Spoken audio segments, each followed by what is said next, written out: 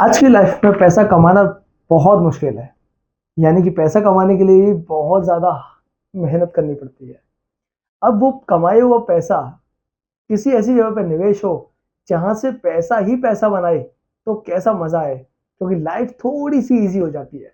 जैसे आपने बहुत पैसा कमाया, थोड़ा बहुत आपने इकट्ठा करके रखा और आपने वही पैसा सेविंग अकाउंट के अंदर डाल दिया। तो सेविंग अकाउंट के अंदर पैसे को रखना कुछ इस तरीके से है जैसे बाल्टी जिसके अंदर छेद है और उसमें आप पानी डालते जा रहे हैं। कैसे? जो पानी है ना वो आपकी सेविंग्स है, जो आप धीरे धीरे इकट्ठा कर रहे हो। जो बकेट है ना वो आपका सेविंग अकाउंट है, और जो छेद है वो आपकी महंगाई दर है। और आप कितना भी पानी डालिएगा वो धीरे धीरे पानी खत्म हो जाएगा, यानी आपकी सेविंग्स निकलती ही जाएंगी। इसलिए सेविंग अकाउंट के अंदर आपका पैसा डालना केवल इस ग्रोथ से कि वो इन्वेस्टमेंट है हमारा और आगे जाके ग्रोथ करेगा, तो नहीं, वो चीज़ गलत है। आजकल कुछ इन्वेस्टमेंट प्रोडक्ट्स का बहुत ज़्यादा शोर है, जैसे कि म्यूचुअल फंड्स, एफडी, गोल्ड और क्रिप्टो करेंसीज।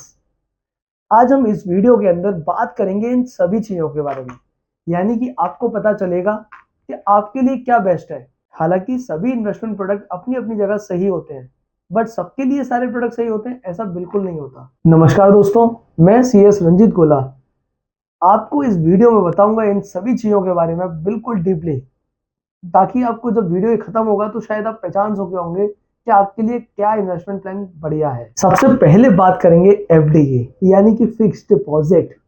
फिक्स्ड डिपॉजिट का नाम सुनते ही चेहरे के ऊपर एक हल्की सी मुस्कान आ जाती है। क्यों? क्योंकि सेफली रिटर्न मिलता है, ऐसा बैंक आपसे कहते भी है। आप इतना पैसा डालिए, आपको पर मंथ इतना पैसा मिलेगा ही मिलेगा, और बिल्कुल ठीक भी है। सिस्टमेटिक रहता है, आदमी बिल्कुल चुपचाप बैठा हुआ है, आराम से उसका पैसा आ रहा होता है। बट कुछ खामी होती है, जैसे एफडी के अंदर आपको सरकारी अगर बैंकों में अगर जाओगे तो 6 से 7% की इंटरेस्ट मिलती है। वहीं अगर किसी प्राइवेट बैंक में अगर चले जाते हैं तो वही इंटरेस्ट रेट 7 to 8% की हो जाती है। अब रियल रेट ऑफ रिटर्न की अगर हम बात करते हैं यहाँ पे, तो रोल प्ले करता है महंगाई दर, यानी कि इन्फ्लेशन रेट। इन्फ्लेशन रेट आज के दौर में इंडिया की तकरीबन 5-5.5% के आसपास है। यानी 6% अगर आपको कोई बैंक दे रहा है एफडी की रेट, और 5-5.5% अगर इंटरेस्ट की रेट इन्फ्लेशन की रेट है, तो रियल आपने रिटर्न कमाया कितना? तो इसलिए सही तरीके से पैसा बनता नहीं है एफडी के अंदर। तो फिर एफडी है किसके लिए? एफडी उन लोगों के लिए सबसे बेस्ट होती है जो उम्र दराज हैं, जिनके अंदर रिस्क टेकिंग एबिलिटी, यानी कि बिल्कुल भी जोखिम नहीं ले सकते, जिनको एक मुश्त रकम चाहिए कि हर महीने मुझे इतना पैसा चाहिए, उनके लिए एफडी सबसे बेस्ट है। क्योंकि उनको लाइफ लॉन्ग जीनी ही इतनी ही जिंदगी है कि बहुत ज़्यादा पैसा नहीं बढ़ाना है उन्हें आगे। यानी कि अगर उन्हें 50 लाख रुपए डाला है तो 50 लाख रुपए के ऊपर वो अपने इंटरेस्ट पे जीवित रहेंगे। उन्हें 50 लाख को 1 करोड़ या 2 करोड़ 4 करोड़ नहीं बनाना है, तो उनके लिए एफडी बेस्ट है। अब बात करेंगे अपने इन्वेस्टमेंट प्रोडक्ट नंबर 2, यानी कि म्यूचुअल फंड्स। अगर आपको एफडी से ज़्यादा रिटर्न चाहिए मार्केट में थोड़ी सी स्टेबिलिटी के साथ, तो वो फिर आपको रोल प्ले करने आते हैं म्यूचुअल फंड्स। म्यूचुअल फंड्स एक सीधी कंपनी में इन्वेस्टमेंट ना करके एक बास्केट ऑफ कंपनीज होती है, जहां पे आपको पैसा, आप एक छोटा सा हिस्सा उस बास्केट का परचेज करते हैं और उसके अगेंस्ट में आपको रिटर्न्स मिलते हैं। सबसे अच्छी बात यह है कि यहाँ पे आपके पैसे को संभालने के लिए प्रॉपर फंड मैनेजर रहते हैं, तो इसलिए आपको अपने पैसे की बहुत ज़्यादा परवाह नहीं करनी होती है, क्योंकि फंड मैनेजर संभाल रहे होते हैं।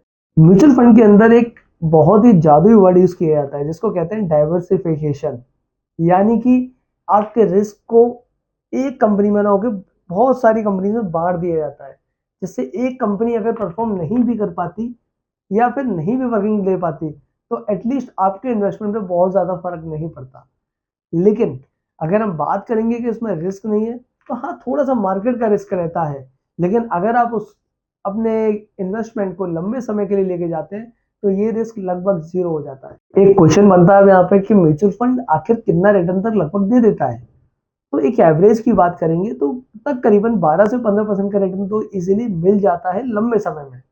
मैं आपसे ये नहीं कहूंगा कि 1-2 साल में ऐसा कुछ होने वाला है, बट आप थोड़ा सा स्पेस देते हैं, थोड़ा सा आप अगर लॉन्ग टर्म देते हैं तो इतना रिटर्न आपको निकल ही जाता है। अब ये म्यूचुअल फंड हमें करने किसके लिए है, यानी कि किसके लिए ये सही है इन्वेस्टमेंट करना इस तरह का? ऐसे इन्वेस्टर्स जो अपने पैसे को लॉन्ग टर्म ग्रोथ के साथ, लॉन्ग टर्म गोल के साथ बनाना चाहते हैं।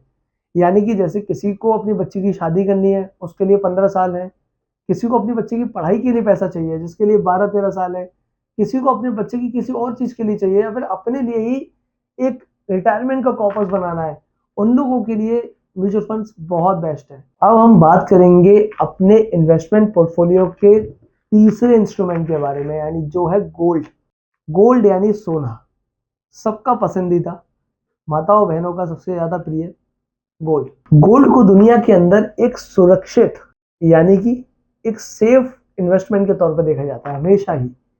जब भी मार्केट के अंदर एक अनिश्चितता आती है, यानी कि ग्लोबल मार्केट के अंदर भी कोई लड़ाई की खबर है या फिर किसी भी तरह की अनिश्चितता होती है, तो केवल एक गोल्ड होता है जो हमेशा स्टेबल रहता है।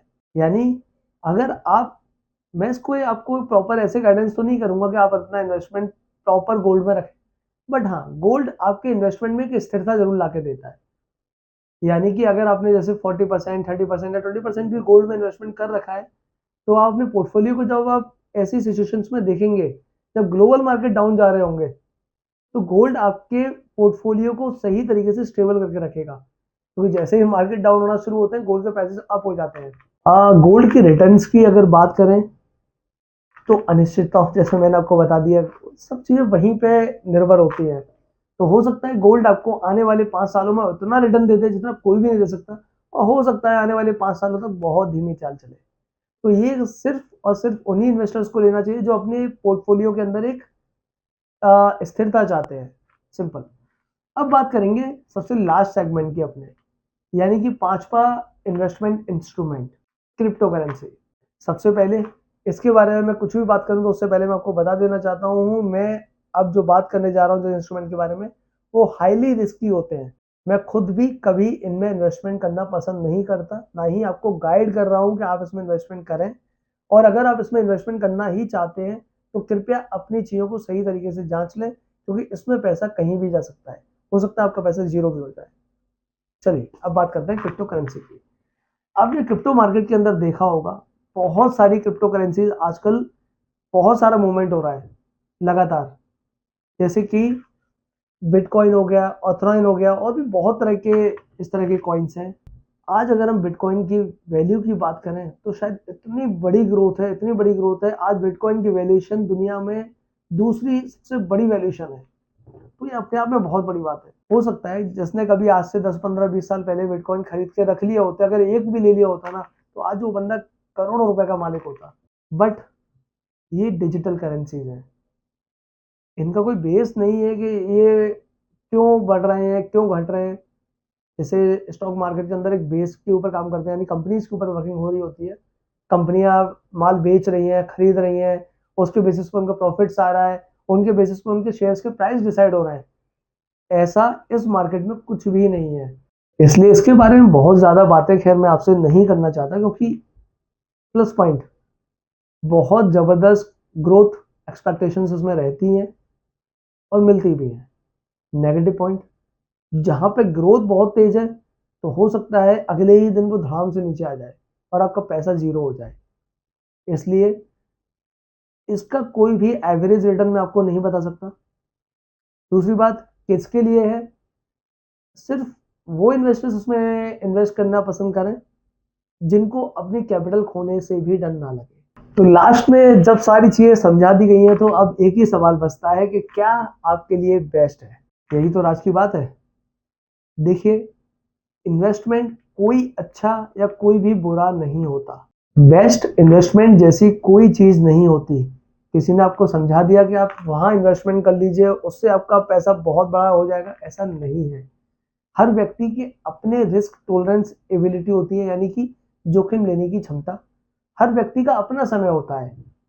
जस्ट लाइक बहुत सारे आपको यूट्यूबर्स हैं, बहुत सारे लोग हैं जो आपको राय देते हैं कि आज से 20 साल पहले उन कंपनियों के अंदर आपने इन्वेस्ट किया होता तो आज इतना पैसा हो चुका होता। हाँ, बिल्कुल हो चुका होता, बट उतना रिस्क लेने की एबिलिटी थी आपके अंदर।